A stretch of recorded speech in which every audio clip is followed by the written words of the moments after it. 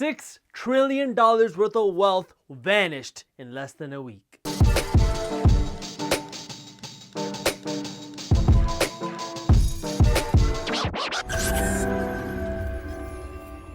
What's up, everybody? I am Jaspreet Singh and welcome to the Minority Mindset. When you hear things like Jeff Bezos is worth $100 billion, that doesn't mean he has $100 billion in cash sitting under his mattress, or his shoebox, or his bank account. That $100 billion figure is the combined value of everything he owns added up together. Jeff B owns some real estate, he has shares in different companies, he owns right now about 11% ownership of Amazon, and he probably has a couple $100 in his wallet. So add all that up together and you get like $120 billion.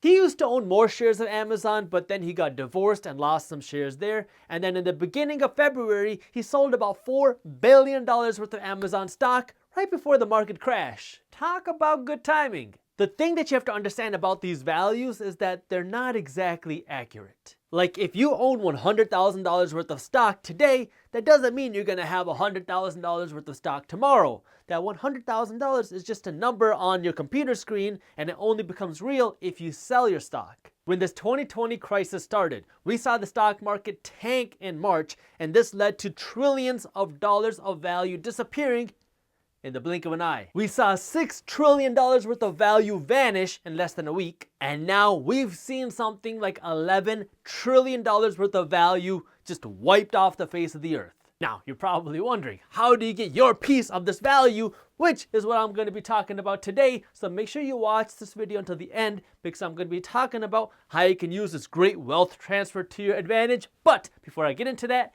hit that thumbs up button below, because if you don't, then YouTube doesn't show our video to anybody else. Subscribe to the Minority Mindset YouTube channel. That way you don't miss our new financial education videos every single week. And hit that little notification bell too, because if you don't, then YouTube doesn't let you know when our new videos are released. Stocks are a type of paper asset. So if you go out and you buy one share or one stock of the McDonald's company, you become one of the owners of McDonald's, but you don't get anything tangible. Like you don't get a building, and you don't even get a burger for that matter. I wonder if I can convert my dividends to fries. To really understand this great transfer of wealth, you need to start by understanding how these paper assets work. You could think of your wealth kind of like a basket of laundry. Now that my state is on lockdown, it's very easy for me to find a basket of laundry.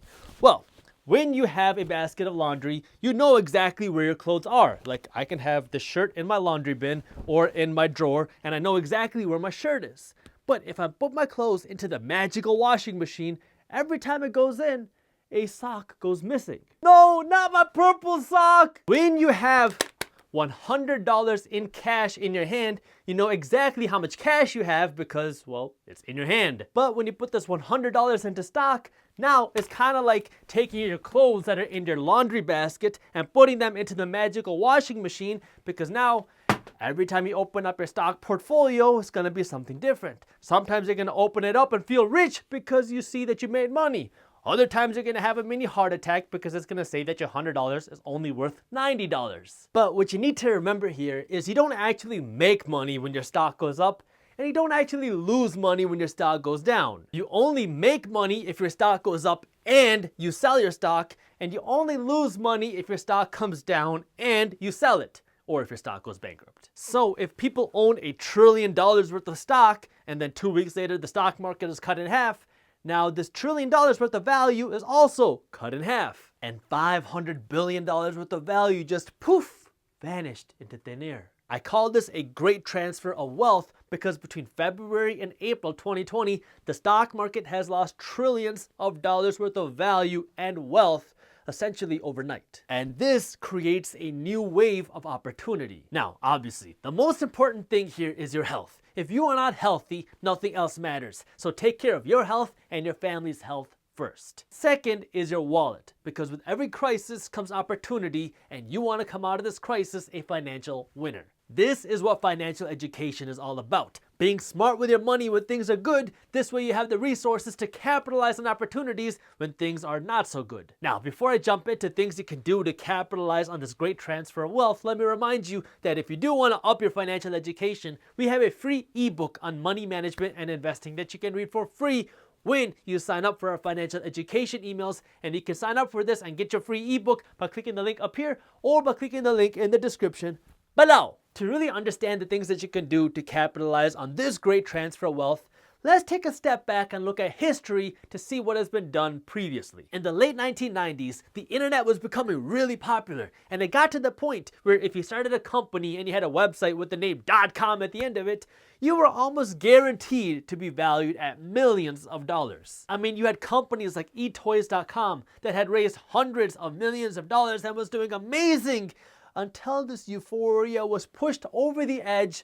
and this bubble popped. In 2000 and 2001, this .com bubble came crashing down and companies like eToys went from boom, being worth hundreds of millions of dollars, to worthless in a matter of months. That's when everybody came out and said that the internet is dead and no internet company will be able to survive in this retail world. Well, strong internet companies were hit very hard and they lost a lot of value, but they eventually thrived again.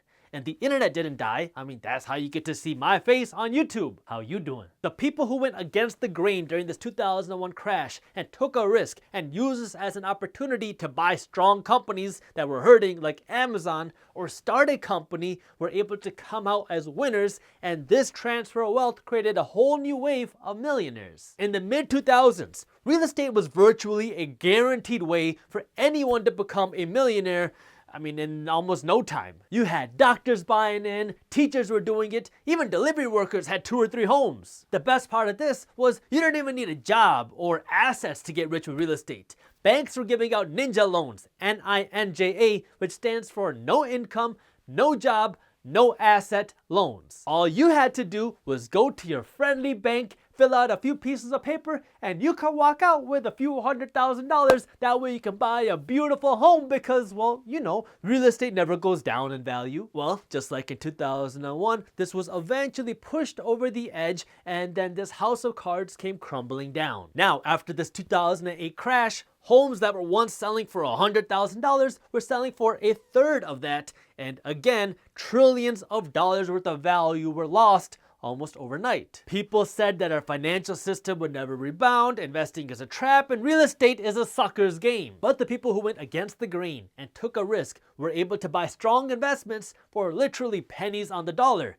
I mean, I'm speaking from experience here. I got into real estate investing after the 2008 crash, and I bought as much real estate as I could during this time. But it's not just your traditional investing. I mean, WhatsApp, Venmo, Uber, Instagram, and Pinterest were all born out of this 2008 recession because these owners and creators and entrepreneurs saw an opportunity during this crisis and they capitalized on it. In the late 2010s, so 2017, 18, 19, the stock market became a guaranteed way for people to get rich. People were blindly throwing money into their 401k without knowing how their 401k worked or knowing what their 401k fees were.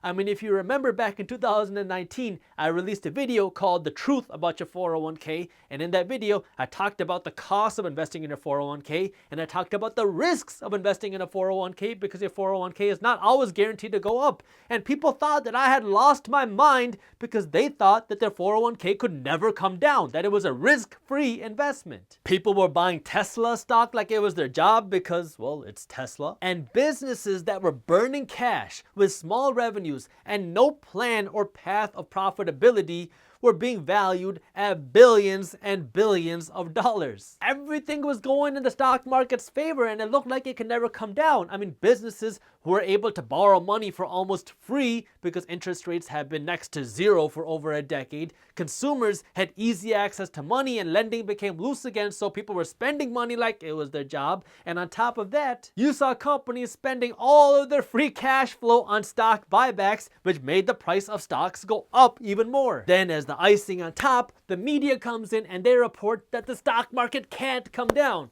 So I'm kind of a nerd if you didn't already know, and I've been talking about how what goes up must come down for a few years now.